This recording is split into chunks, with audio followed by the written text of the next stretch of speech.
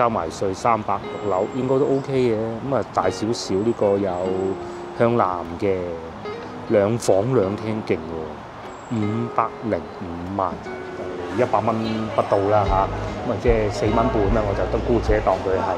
咁至於呢個咧就係3廳啊，我先頭講錯係雙拼2蚊斤。咁啊仲有花蟹幾錢啊，老細？花蟹呢個70。哦，100同埋70，打算試隻生蠔。咁啊，我因為食過，我就食咗試食呢一隻就算啦。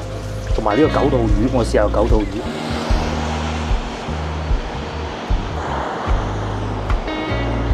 Hello， 各位觀眾早晨啊！而家咧朝頭早6點半都未夠啊嚇。咁然之後咧，正如琴晚所講。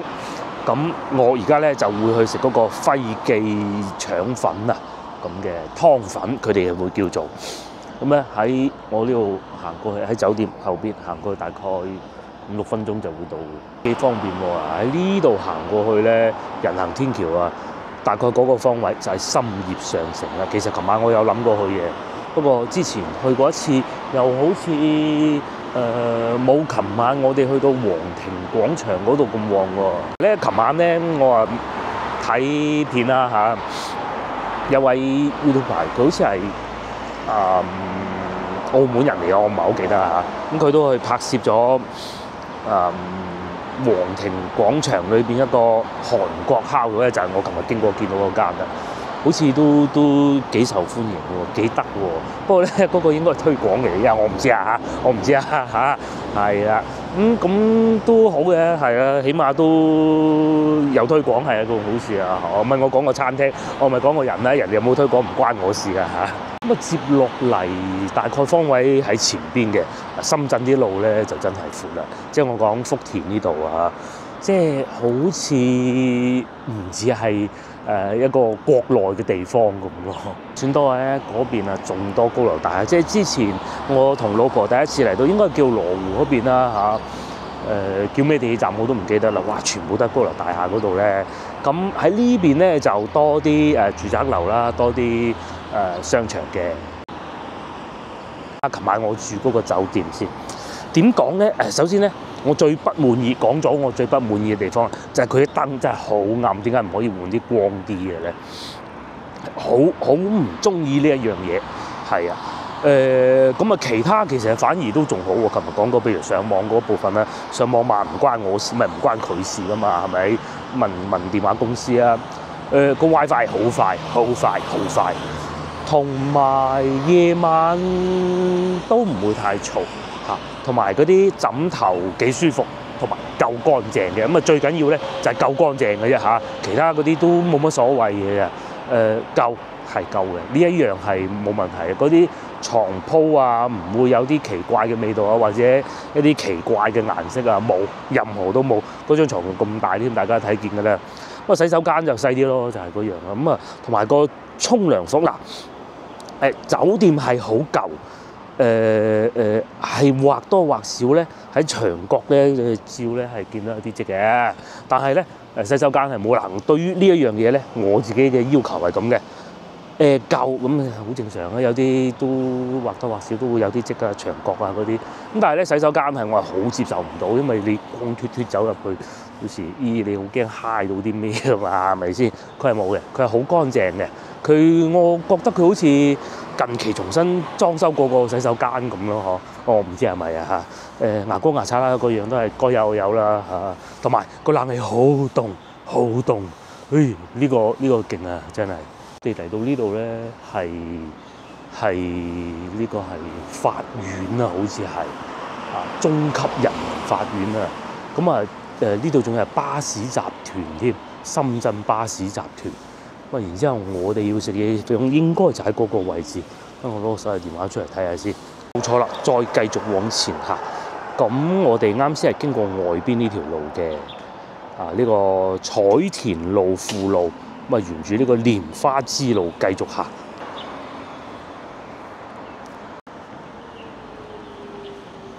咁琴日咧，我係有諗過去揾個早茶飲下嘅。咩發現咗幾間啊？嗰度有個叫順德佬嘅，我就上網睇過資料啦。佢冇得飲茶，11點先開工。包括我住嗰度都係啊。咁佢都係有個粵西菜嘅，又係11點先開工。深圳人唔中意飲茶，加之好老實講啊，即係我唔係話懶巴閉咁啊，咁係講到飲茶咧，廣州人嚟到深圳就真係，唉，不講也罷啦嚇，費事又好似影射人哋咁樣。我哋上次咪飲過嘅，據説係深圳最好嗰啲啊，唉，也就如是嚇。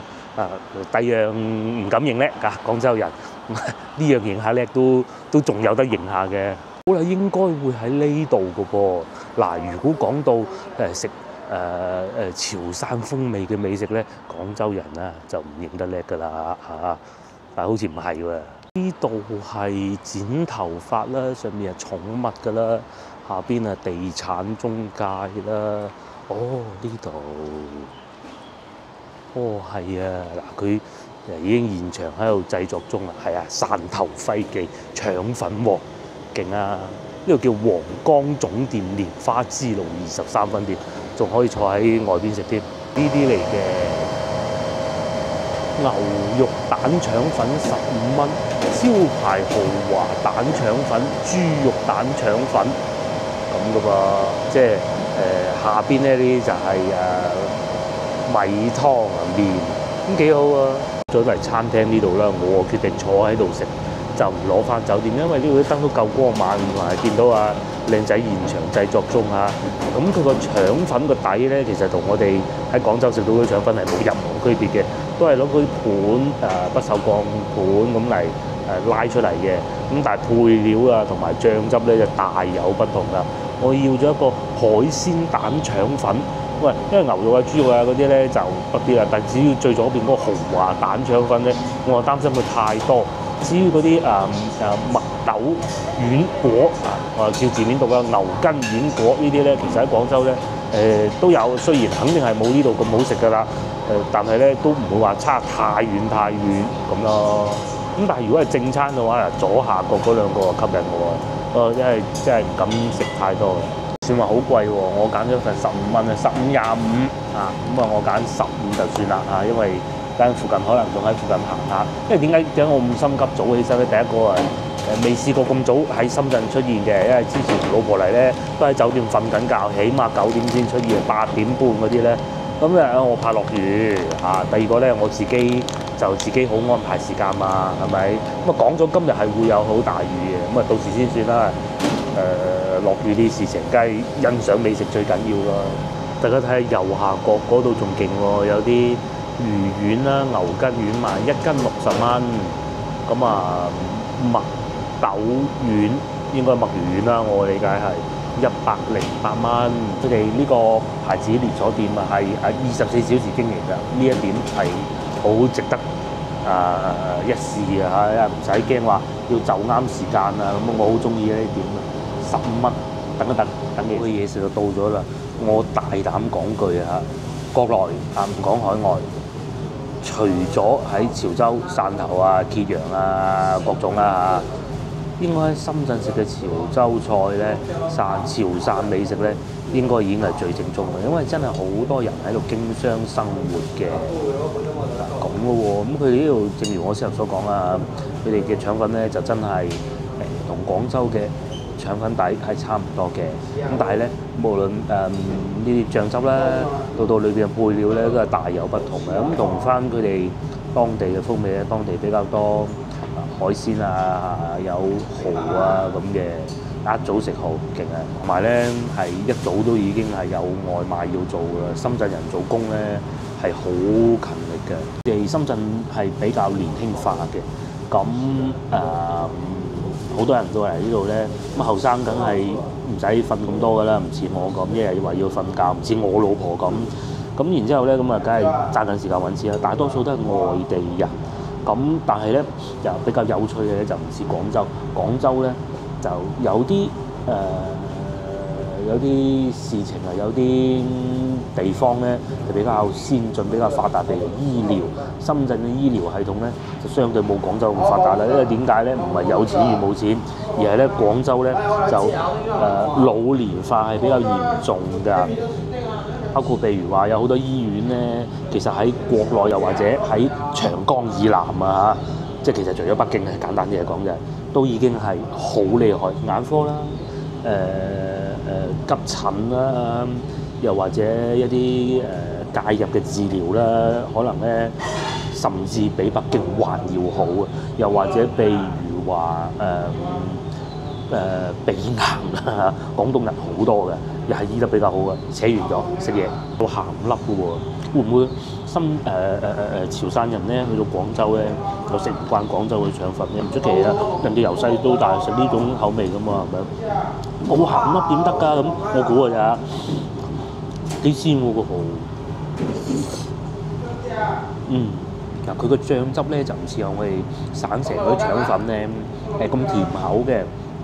但係咧，大家見到好似一兜湯咁咧，其實佢並唔會話好鹹嘅，食水比較深嘅。第二，腸粉咧同我哋省城食到嗰啲唔同，省城食到嗰啲咧，佢會更煙韌一啲嘅。呢度咧就散啲，咁但係如果講個配料咯喎，咁啊梗係，仲要我呢個已經係普通版嚟㗎啦，就確實係豐富得多。我哋廣州食腸粉咧，好少會最多就係雙拼嘅，譬如話一款味道豬肉咁樣，最多加蛋，又或者雙拼就係豬肉加牛肉咁嘅啫嚇，好少會4到5種材料啊，超過2種以上嘅材料混埋一齊嘅。如果廣州嘅腸粉、省城嘅腸粉咧係有夾菜咧，我係唔接受嘅。咁但係咧喺潮汕呢邊嘅腸粉咧，我知道係會有芽菜啊，各種餡喺裏邊嘅。據我所知咧，有啲潮汕風味嘅腸粉咧，仲係會有芝麻醬嘅嚇，即係有啲醬淋喺上邊。其實食落都幾清淡，咁樣㗎咋。同埋我上網搜尋過，佢哋呢個牌子咧，輝記啊，汕頭輝記啊。係連鎖式好多分店嘅，譬如好似琴日咁，我哋隨便經過又有一間啦，呢度有一間，呢間大過琴日我經過嗰間，同埋哇幾大隻蠔，諗唔到朝頭早腸粉就有咁大粒蠔嘅，哇爆汁好勁，好新鮮啊！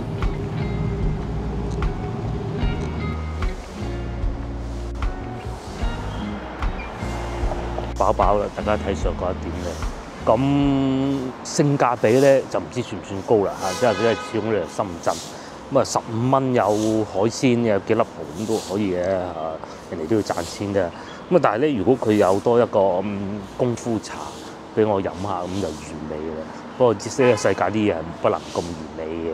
咁接落嚟我話翻酒店唞下先嚇，因為點解唔咁早出發住咧？因為咧深圳係會限行嘅，再幾分鐘之後咧就已經係限行啦7點，即係外地車牌咧喺工作日啊是不能上路的啊，不能出現喺條路度嘅，除非你申請。咁但係我又唔想申請喎，咁啊冇辦法啦嚇。咁同埋附近行下呢度啲樓盤睇下價錢。我而家終於明啦，琴日我有經過呢個區域嘅，咁佢哋呢度啲市民買餸咧就係入呢啲超市裏邊買咯。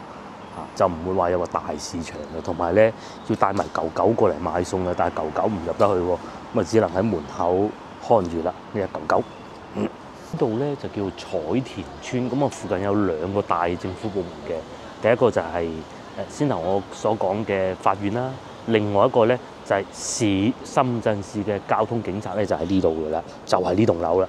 咁呢度咧就叫我暫且稱為彩田或者叫彩田村啦，我唔知咁樣講啱唔啱啊嚇。咁佢俾到我感覺似咩咧？我屋企咩咪住喺淘金嘅，咁啊再往黃花崗個方向咧有個地方叫御龍亭嗰度咧，有少少似嗰度嘅感覺。不過咧嗰度就喺個山坡上邊，至於呢度咧就係大平地嚟嘅。廣州都有㗎啦，好多車咧，佢經過斑馬線咧係要停低嘅，因為咧第一呢度係交警門口，梗係嚴格啲啦。第二咁，因為佢有攝像系統嘅有天眼嘅，咁如果有行人經過嘅時候，佢唔停低咧，就要罰錢㗎啦嚇。會有咁做嘅，不過比較難咧，因為人多啊嘛，係啊，咁你好難保證架車過咗，然之後咧個行人一腳踏落去嗰條斑馬線度，咁啊警察個司機咪好陰功。食嘢咧就喺呢個地方啦。咁我會沿住呢度一直行往右轉。呢度嘅樓價咧，我簡單睇過，佢哋大多數嘅樓盤咧都係97年左右落成嘅，唔係04年到03年落成嘅。咁而大多數價格咧，我講二手都係圍繞8萬蚊一上落啦。當然啦就係呢個係App 裏邊睇到個價錢，實際咧都係要去傾為準。咁眾所周知啦，而家樓價下降嘅話，二手都還好啲㗎。咁一手咧其實有好多減價空間嘅。深圳呢度咧，我所知道嘅下跌得都幾大嘅。但係呢度嘅好處咧就係近商業中心啦，對面就係深業上城啦，幾正啊，係咪？又或者呢度近地鐵站啦，面積會大啲啦。喺呢個 App 度睇嘅啦，79,500一平方米。咁佢有寫埋幾多度在售，幾時竣工嘅。咁但係至於係邊個樓盤咧，我就真係唔知啊。不過我可以同大家講嘅咧，就係其實每個樓盤差唔多嘅，都係咁樣小區管理裏邊一個屋苑咁住戶可以停車入去，外人免進咁嘅，有花園嘅，有樹嘅啦。大家睇下呢啲樹就知道啦。其實講明呢度都好耐歷史嘅，通又方便嘅，始終唔同我哋琴晚翻到去咩翻新嗰邊嗰啲咧咁城鄉結合部啦我都只能咁樣形容。呢度咧就大多數咧都係講普通話嘅就唔似琴日翻到去皇庭廣場附近嗰啲咁多廣東話聽到咯好似呢個彩田村03年竣工，87,900喎，咁嘅喎，700幾萬喎，哇，好誇張。呢個叫做翡翠明苑，99年竣工嘅話，都25年樓齡咯喎，都要賣緊7萬蚊，又係700幾萬。呢個仲勁，890萬。好多面積都係好大嘅，佢呢啲成100平方米嘅喺呢度啦，咁大隻字寫住彩田村。咁同埋咧，前邊我唔知有冇路往右轉，翻到我酒店嗰度，好似越行越遠喎。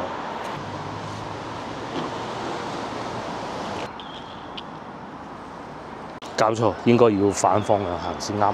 咁我喺前邊往左轉翻酒店，呢度我又不得不驚歎下人哋啲深圳呢度啲停車費，小車月卡停放250蚊啊！如果250蚊喺廣州老城區打死幾個人啊，加個1上去啦咁樣嘅咁靚嘅屋苑250蚊啊！而家企喺呢個地方咧，就叫做彩雲路咁對面呢度叫做盛世家園1期。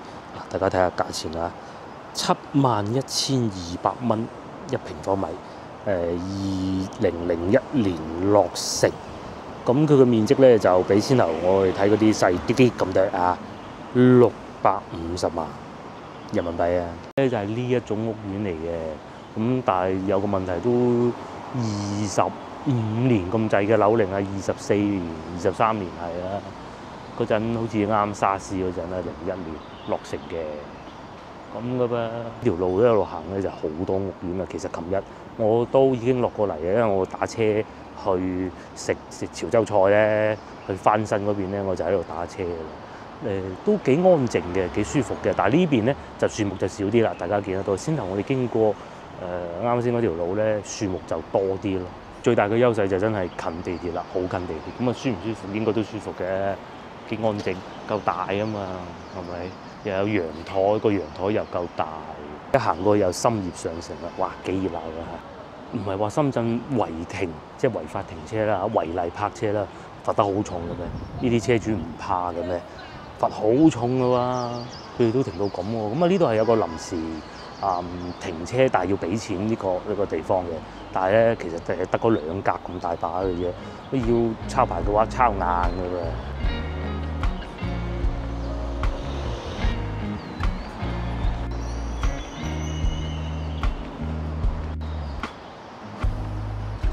咁早餐已經食完，而家7點12分，我都要翻酒店。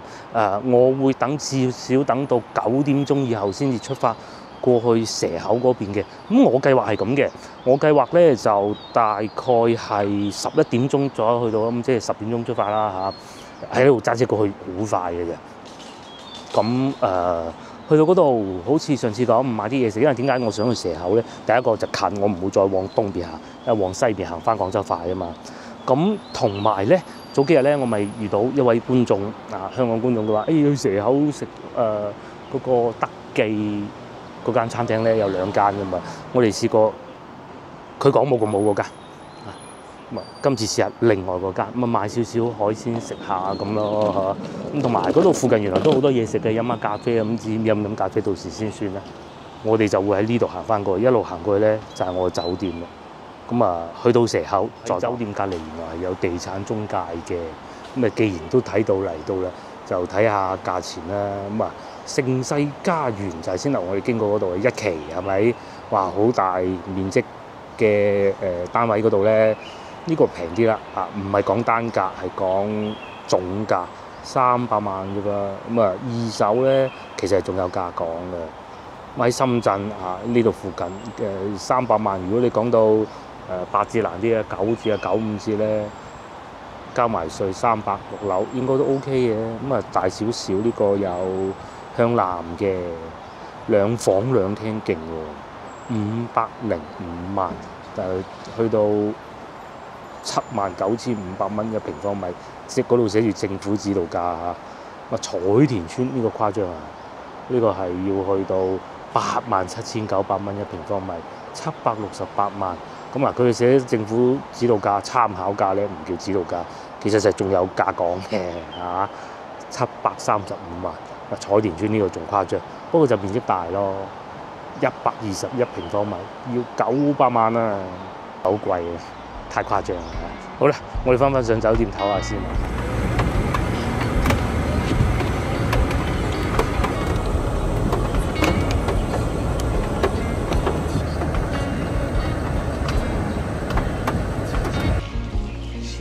超級大雨，咁啊黃色暴雨，但係咧佢係驟雨嗰種喎，咁啊驟雨非常之大，喺路上咧，我基本上係睇唔到條路係點嘅。咁啊，終於咧到而家11點半啦，停雨，咁啊我梗係揾好嘢食啦。而家所在呢個位置咧就係蛇口啦，咁啊呢度咧就都好嘢食啦。咁第一個就當然係海鮮啦，最出名嘅咧就當然係去蛇口市場買菜啦。我計劃咁樣，我而家先去食啲嘢先，食完啦，因為我咧一個人咧，我係唔會考慮話我去買啲海鮮加工咁嘅，一個人食得幾多啊？不如就喺餐廳裏邊直接叫完之後咧，咁就叫啲燒臘啊，咁好過啦。當我食完午飯之後，咁啊再作後邊嘅決定。我哋咧大灣區嘅天氣就係咁噶啦，先頭狂風暴雨，我都好耐未見過咁大雨啊！依家咧其實遮都可以唔使用，係啊，我都行錯咗方向啊！我應該往呢個方向行過去嘅。咧蛇口呢邊咧上次我同老婆係嚟過嘅，咁當時咧就去海鮮市場買海鮮加工，咁啊確實真係好抵嘅，而且咧加工費還算合理啦，唔算太離譜嘅。咁啊我咧就諗住等陣咧去到嗰個餐廳咧，我唔買啊嘛，係咪？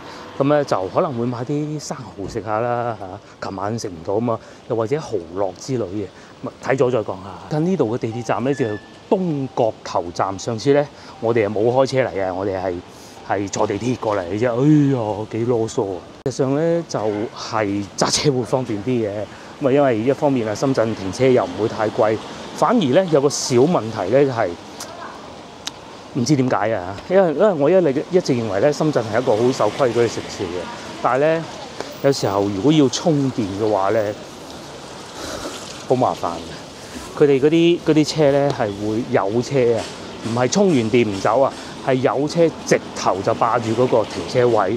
咁我哋上一次嚟都試過㗎，咁啊同保安講，保安講我冇計喎，係啊，有麥當勞嘅喎，又有便利店嘅喎，咁啊同埋咧真係已經停晒雨啊。其實好似對面呢位太太咁咧，其實佢遮都唔使用啊，前邊呢位靚女亦都係。咁同埋呢度仲有羅森便利店嘅喎，萬萬都諗唔到咧，其實大概半個鐘頭都唔夠啊！之前啊，超級大雨，我先頭係十點鐘出發，10點鐘多少少，然之後喺路上咧，即係路都睇唔到嗰種啊！依家咧就出咗陽光添啊！係啊，已經有陽光噶啦！我哋快啲行到過去德記燒臘嗰度，咪揾好嘢食。趁住冇落雨啊嘛，點知咧會唔會又落雨得㗎？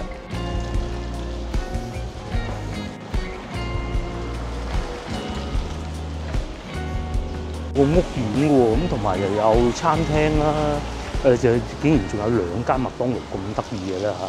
咁啊前邊呢度咧通常會見到呢啲標語寫住蛇口廣場咁樣嘅。繼續往前行咧，其實就已經係地鐵站嚟㗎啦。咁所以咧呢度感覺上會熱鬧好多。我同老婆上次嚟嘅時候咧，都覺得好似突然間去咗另外一個地方咁。正如我之前所講咧，深圳咧唔同廣州，廣州咧係將所有嘅東西係集中晒喺一個地方嘅，就係聚埋一齊嘅。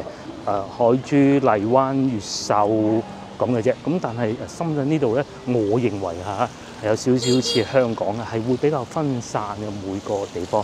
咁係因為廣州咧建立呢個城市嘅歷史咧，就當然係比深圳要舊得多嘅。當時幾千年之前啊，嗰啲當時嘅執政者梗係將所有嘅嘢集中埋一齊，比較容易管理啊嘛。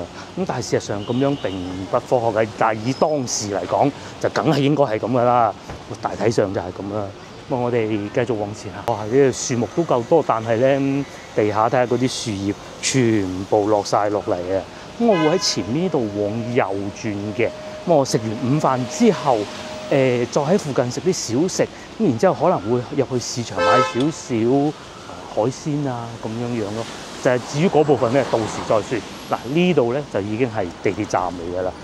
喂，一落完雨咧，即刻出陽光嘅。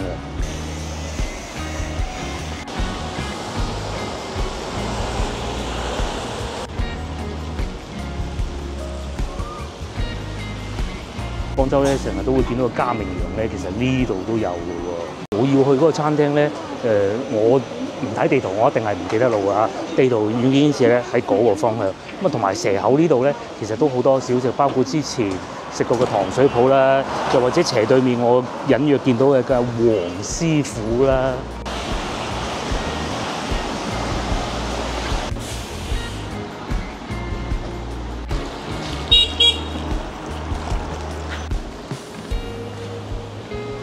我見到啦，就喺前邊。咁早幾日咧，咪有阿雷生啊，咪同我講過，佢話呢度有2間德記嘅。咁咧，我咧就同老婆去過另外嗰間。咁咧，我要去到門口先知道我而家要去嗰間咧係咪佢講叫我唔好去嗰間，就係前邊嘅啫。不過我隱約記得，好似當時我就嚟呢間喎，呢個食燒臘嘅。我呢度仲有燒豬同埋賣香蕉咁嘅喎，真係得意啊！呢度德記蛇口燒臘飯店，咁我上次係嚟呢度嘅，就坐喺門口嗰個位嘅。咁佢仲有咧係可以海鮮加工嘅。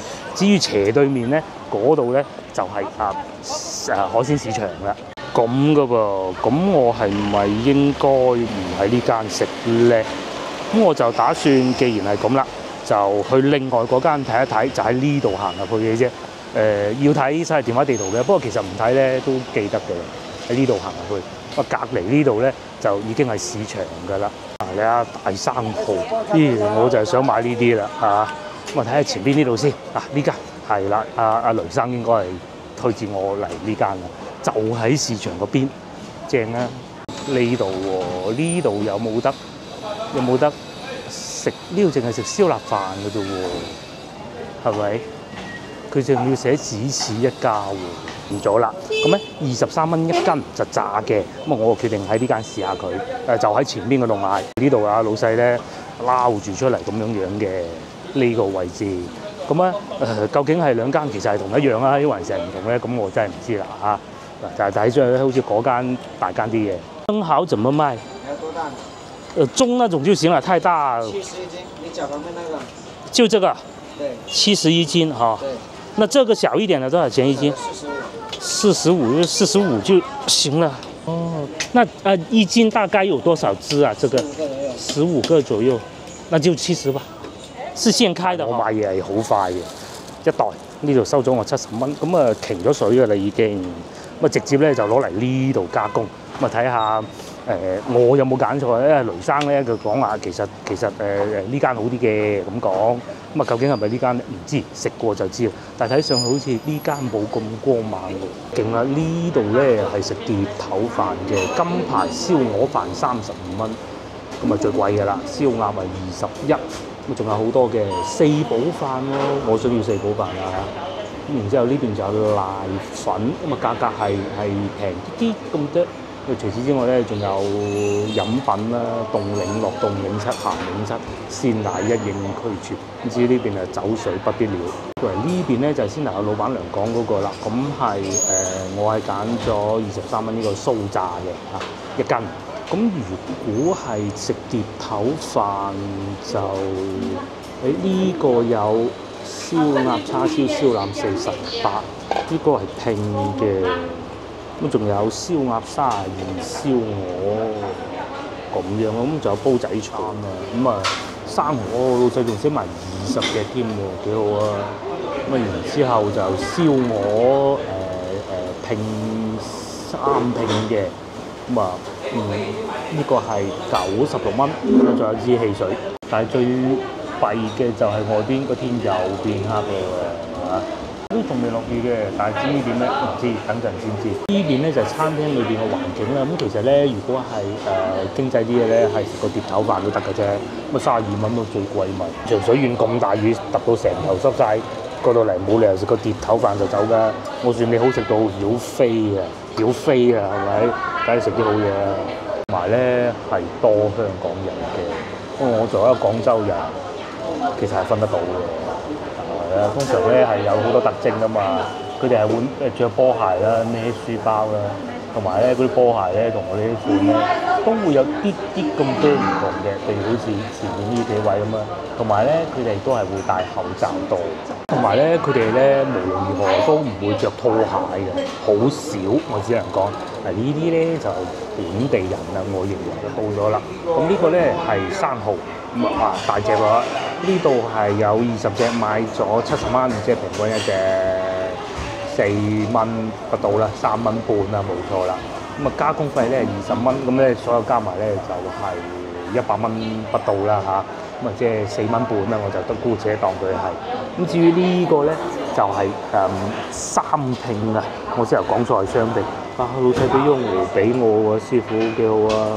呢啲咧就因為係喺深圳最後一餐係食埋之後翻廣州嘅，咁啊多啲打包都冇問題。呢餐豐盛喎，但係都使唔少錢啊！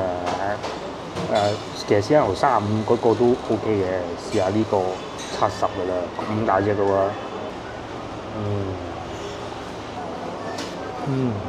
呢個咧係我咬過嘅，佢唔算爆汁，但係咧裏邊嗰啲蠔嗰啲內臟啊，嗰啲蠔嗰啲微生物嗰啲好好食。咁同埋咧，佢嗰個酥皮啊、酥炸咧，唔會話太硬嘅。同埋都好多人攞嚟加工嘅喎。我繼續食生蠔，嗰個蠔味唔算好濃嘅。呢個都要講係台山蠔啊，但係我比較奇怪，點解深圳係食台山蠔嘅？但係唔理佢啦嚇。點滿啲泰渣個肉咧，咪有嚿肉嘅，都好實淨嘅，好硬嘅，但係又唔會話硬到咬唔到啊，會黐牙嗰種嘅，幾好。通常咧，我買蠔咧，我唔敢買太大隻嘅，但係就咧試過喺南山買平嘅平嘅，硬鬼到啊！佢好似幾錢我唔記得啦，好硬啊！呢個就唔會，開俾大家睇下。佢唔會話一喐落去咧，個殼啊殼還肉嘅殼嘅意思咧，即係外邊呢個酥皮嘅係會緊黐住喺上邊嘅。呢個唔係咬呢個肉咁嘅喎，係啊，係咪？呢啲啖啖肉啊咬落去。咁同埋咧講下鏡頭以外嘅事情咧，其實先頭咧我咪食完早餐之後喺房間嘅，琴晚啊我食嗰個絲坎啊。又 OK 喎，其實琴晚我好擔心咧，唔知會唔會去揾醫院嘅，因為腸胃 OK 喎，又冇事喎，果然不錯。其實生蠔咧，呢啲開殼生蠔咧，除咗咁嘅食法之外咧，仲有咩食法比較好咧？蒸、白灼都一點多，咁樣好脆嘅呢啲部分。我仲喺度食緊生蠔啊！我知點解咁多香港人嚟呢度買餸，因為咧呢度咧係深圳灣公路大橋，簡單啲嚟講就係深圳灣啊！我喺香港咧都係狼居多嘅啫，咁啊之前去過福田都幾滿意，深圳灣就真係未見過。好耐之前咧，咁啊以前成日會去香港自由行嗰陣咧好煩咁啊過關。咁啊，我阿叔咧就話：深圳灣方便好多，不過嗰陣要坐大巴。同埋，如果我冇搞錯咧，深圳灣呢度咧係只有大巴過嘅，係咪啊？我唔知有冇搞錯啊！如果有搞錯，香港觀眾話俾我聽咧。咁但係確實咧，喺社交媒體上邊都講咧，因為呢個市場啊確實係比較近，返香港比較方便㗎嚇。咁咧方便過去福田嗰個市場嘅。呢 size 幾好喎嚇！一啖呢隻太大唔得嘅，已經食到咁樣啦，等一等繼續食啊嚇！接落嚟咧試下呢個啦，有3片我最滿意咧，從感官上啊，從賣相睇咧最滿意呢個，因為佢叉燒咧係咁嘅喎，佢係一層一層嘅喎，而且唔係嗰種好硬嘅叉燒，係喎，中間好腍嘅喎。除咗嗰種外皮係好脆嗰種叉燒以外，我最中意呢種嘅，中間好軟嘅，有少少似慢煮嗰種感覺。果然不錯啊，真係好啊嚇！呢嚿啊，咁佢呢度咧係硬身嘅，真係幾好。同埋咧，我坐喺度咧，呢個近門口啊嘛，見到好多人拎住啲海鮮上2樓加工嘅，咁啊人多啊上2樓咧，我啊分配咗。坐喺下邊食碟豆飯呢度，咁其實都冇乜所謂，起碼睇住有冇落雨啦。我對呢個叉燒非常滿意，已經好接近咧我以前喺大學門口食到嗰個我認為最好食嘅叉燒。靚咪好食喎，真係好好。你睇我食咗幾多？我諗住咧，起碼留翻一半塊咁樣。咁接落嚟試下野鵝髀啊咁嘅喎佢肯定係會有肥膏啊，老婆教落啊。我咧同鴨咧最唔同咧就係呢啲肥膏，試下先。不過咧太肥咧就唔好啦，都係。佢唔係嗰種光面皮嗰種嘅，係有少少似我哋廣州嘅做法嘅。咁生蠔咧點講咧？生蠔又梗係靚啦，啲肉。至於你話係咪好到爆炸，未至於。我食過有比佢更好，但係當然係唔差嘅。但係呢個燒臘咧，我非常滿意嘅燒鵝亦都係近我去順德食到嗰啲風格嘅。又出太陽，真係好啊！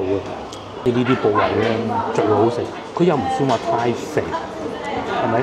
咁咧，但係咧又冇骨嘅，啲肉又唔算太鹹，咁係鵝髀唔會太鹹嘅。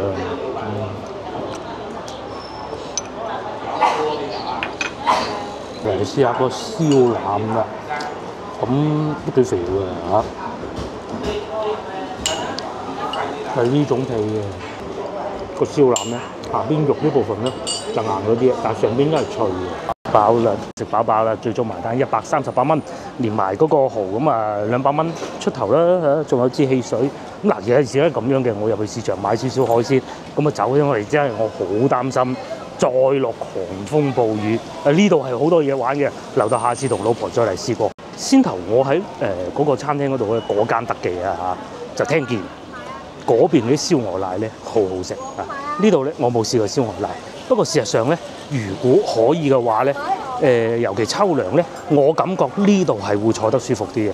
唔好講食物先嚇。加工嘅咧，其實都係就係大同小異嘅，我認為。咁啊呢度咧，但係如果夏天咧就坐咗外邊咧就真係好攞命㗎啦。依家咧我就入去買少少海鮮翻去，咁就大概需要2個鐘頭車程。個市場就好大嘅，我打算買啲蝦啊，簡簡單單煮得到嗰啲貝類啊、大扇貝啊嗰啲咁樣咯。咁當然啦，睇價錢。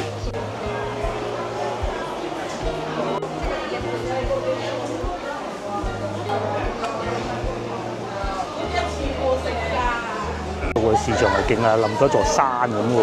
咁但係咧就唔同我哋翻到廣州嘅。其實上次都講過，佢冇明碼實價嘅。我哋就不是太喜歡呢一種。不過咧問題唔重要，我哋係買海鮮嘅喺前邊。雪藏嘅魚啦，好多嘅。咁啊魚咧我哋就唔買啦，我去前邊呢度。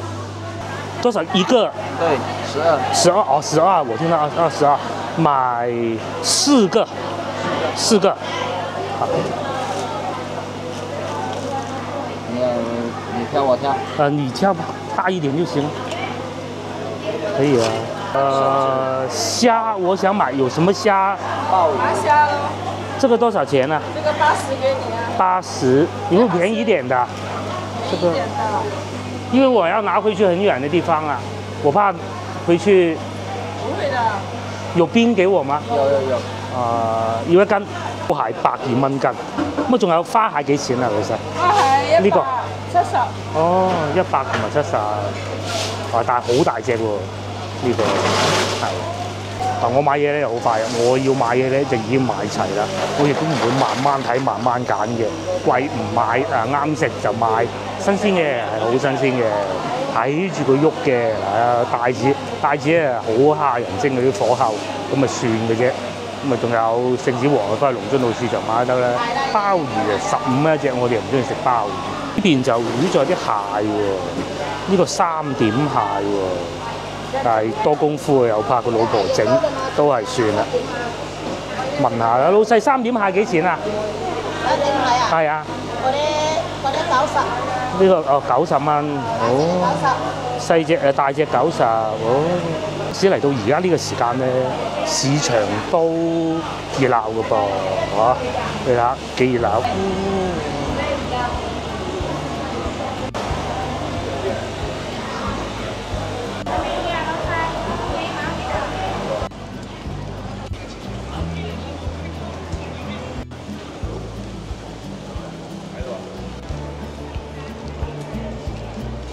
該買齊，該食就食夠啦。咁啊，而家竟然出熱頭添，咁係時候咧快啲翻嚟廣州，2個幾鐘頭車，唔塞車嗰種喎嚇。下一個環節咧就會翻到屋企煮海鮮嗰個環節嘅。咁啊，我哋下一個環節見。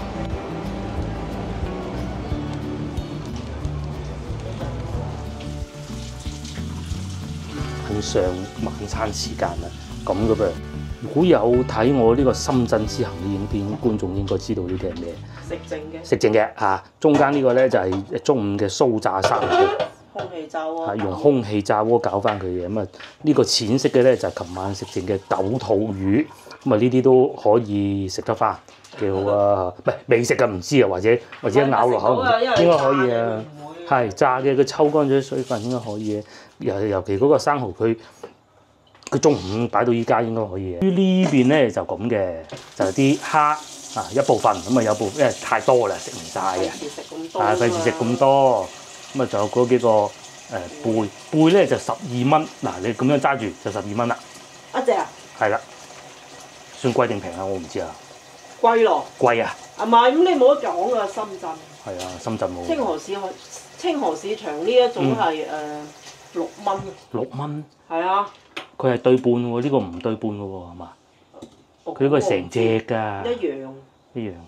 差唔多。咁啊要去清河市場食下先。不嬲，你深圳同廣州都唔同㗎，你香港嘅仲貴先。我咁比。因為係雪住嘅，咁啊所以啲蝦暈晒，唔扎扎跳都好正常嘅。係咁啊！呢兩隻乸嘅。佢話你揀定我揀，個老細話我話是但啦，一樣有啲啊係啦。係我哋今晚就唔煮飯食麵，攞佢嚟煮湯底咁樣係嘛，都好啊。其實蝦白灼都冇問題啊。係咪？咁而家煲水，煲水先。我喺度處理緊嗰啲內臟啦嚇，嗰個扇貝，佢仲黐住喺上邊，係洗乾淨佢要。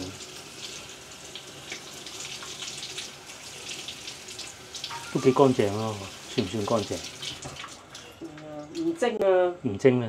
直接成粒肉切咗落嚟烚湯嚇。烚湯就係已經處理好嘅一隻咯，冇好似去粥底火鍋咁一隻咁落去烚湯。粥底火鍋幾錢喎？唔記得啦。12蚊兩隻。12蚊。6蚊一隻係咪啊？嗱冇咁新鮮，冇咁大隻。應該冇咁大隻。係呢啲似。如果清河市場嗰啲係細隻嘅。4蚊嘅啫。4蚊添啊！快啲去清河市場食。處理嗰啲內臟，呢個要清除咗佢啦，係喎嚇。擠佢出嚟先。擠出嚟，幾好肉啊！食就食呢啲肉。係。呢啲可能唔食得嘅呢啲。應該唔得啦，我覺得。多嘢。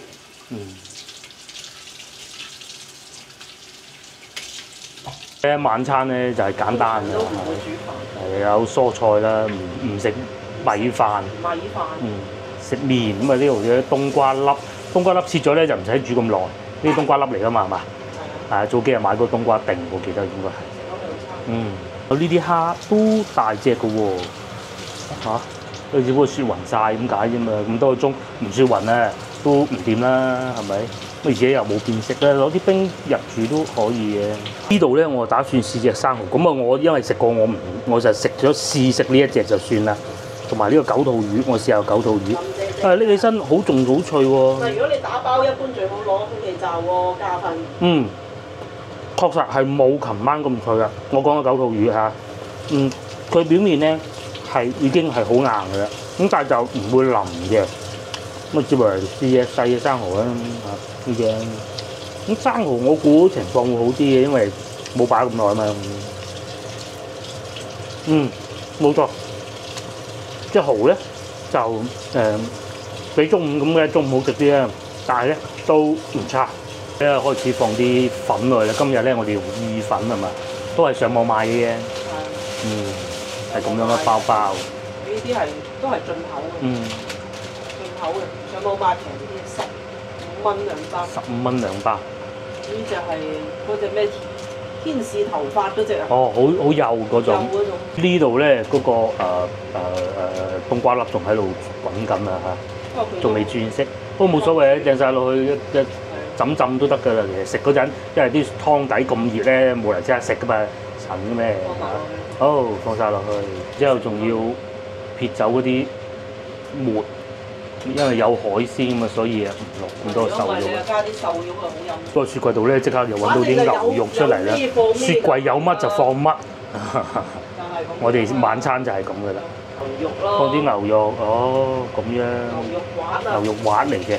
由於咧，我哋擔心唔夠飽啊，擔心我唔夠飽，咁所以咧再落啲呢啲係粉同粉絲。同埋粉絲。係啊。粉絲唔使咁快落。粉絲一落就有啲硬嘅，你反正邊隻襟煮嘅，咪一路跟住順序咯。係，即係要煮好耐嗰啲，咁啊總之嚟粉啊麵啊都有3款啊，正所謂全部撈埋一齊就係咁啦。就到落蝦啦，好似煮火鍋咁啊！我哋差唔多，其實就係火鍋啫嘛。係啦，其實就係火鍋。嗰個就硬啲先。嗰個原貝就硬啲先，扇貝。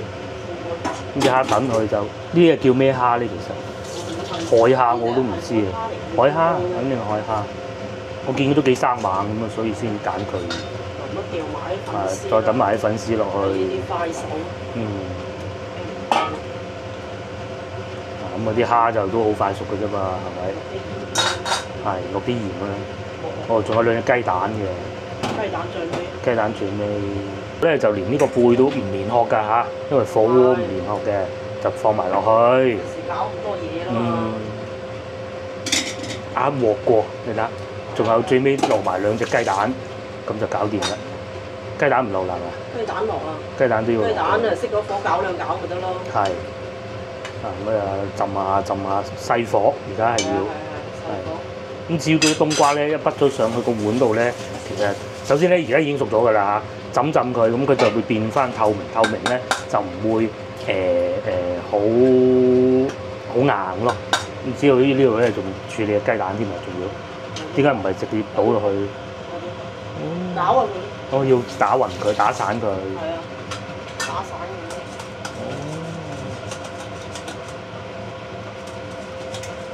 跟住咧一倒落嚟呢度係嘛？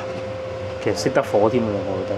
唔係呢個我嗰個汁要浸熟佢，咩唔熟唔得啊！佢好厚肉啊個背。唔好太大火喎。我咁樣就唔會太老。我原先諗住買帶子，我好驚佢煮到好老，一蒸唔熟又唔得，老又唔好食咁咯。蝦得啦，嗱嗰啲蛋白質都走出嚟。哇，夠晒豐盛啊！咁樣。就係咁樣。係啦，咁啊起碼都有啲賣相啦，係咪？唔係全部都係白色，有啲蝦，有啲扇貝。唔使大火。係，等佢慢慢滾。咪好似一煲火鍋咁啦。呢啲叫一鑊熟。你話你喺屋企搞咁複雜嘅咩？係啦。出去食就食啲複雜啲嘅。係啦。喺屋企就求其啦。晚餐啦，咁啊我想試下呢個先，幾大粒係嘛？爽唔爽呢啲肉？好，呢個咬過，仲咬緊，好鮮甜，同埋唔算老。咁啊，自家製嚟煮咧，算唔老㗎啦嚇。咁啊，至於埋個蝦，至於下邊嗰份咧就不講啦。佢咁喎呢啲蝦，嗰就係隻蝦啦，剝開咗。爆蝦。好脆嘅啲肉，都好好。咁如果佢係新鮮跳住嗰陣咧，應該會更好嘅。個帶子好好。扇貝係扇貝，呢個好好。